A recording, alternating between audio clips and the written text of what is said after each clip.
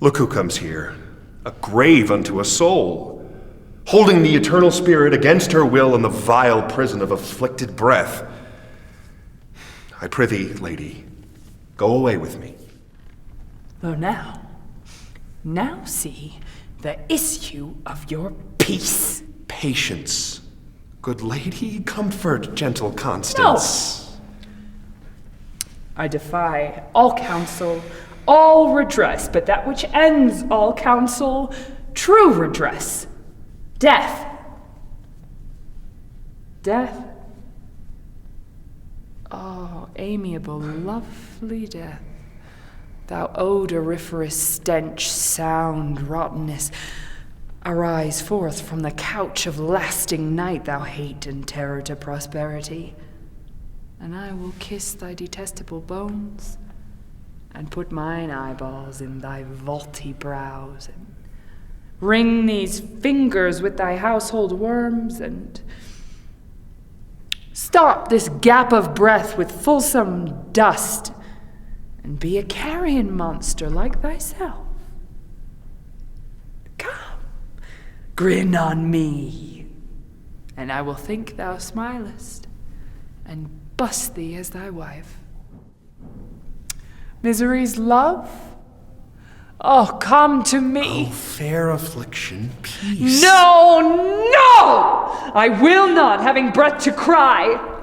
Oh, that my tongue were in the thunder's mouth, then with a passion would I shake the world and rouse from sleep that fell anatomy, which cannot hear a lady's feeble voice, which scorns a modern invocation.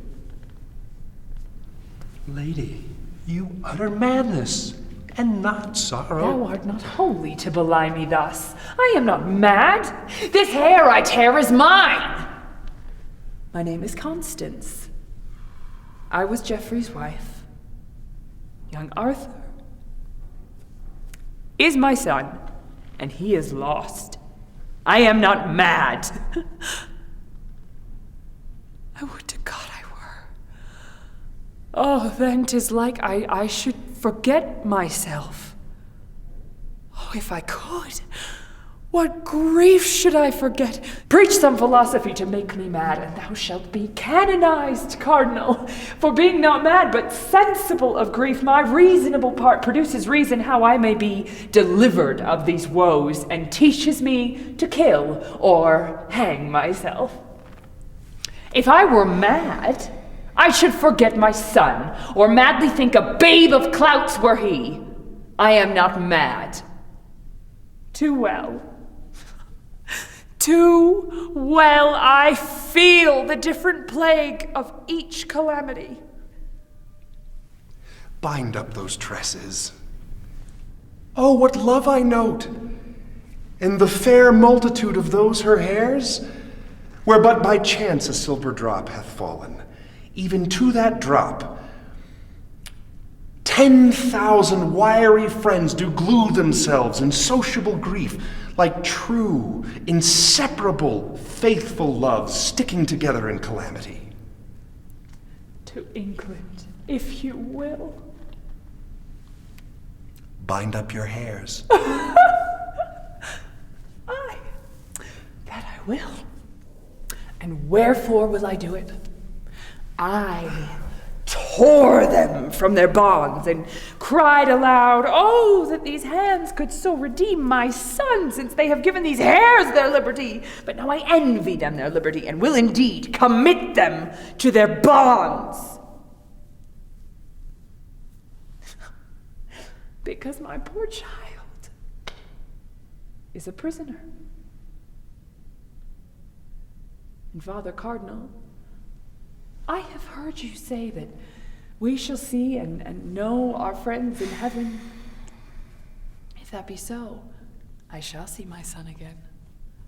For since the birth of Cain, that first male child, to him that did but yesterday suspire, there was not such a gracious creature born. But now will canker sorrow eat my bud, and chase the native beauty from his cheeks. and he will look as hollow as a ghost, as dim and meager as an ague's fit. So he'll die. And rising so again when I shall meet him in the court of heaven, I will not know him. Therefore never must I behold my pretty Arthur more. You hold too heinous a respect of grief. He talks to me that never had a son. You are as fond of grief as of your child. Grief fills the room up of my absent child. Lies in his bed, walks up and down with me, puts on his pretty looks, repeats his words, remembers me of all his gracious parts, stuffs out his vacant garments with his form. Then have I reason to be fond of grief? Fare you well. Had you such a loss as I could give better comfort than you do. I will not keep this form upon my head, since there is such disorder in my wits. Oh, Lord, my boy, my Arthur, my fair son, my life, my joy, my food, my all the world, my widow comfort, and my sorrow's cure.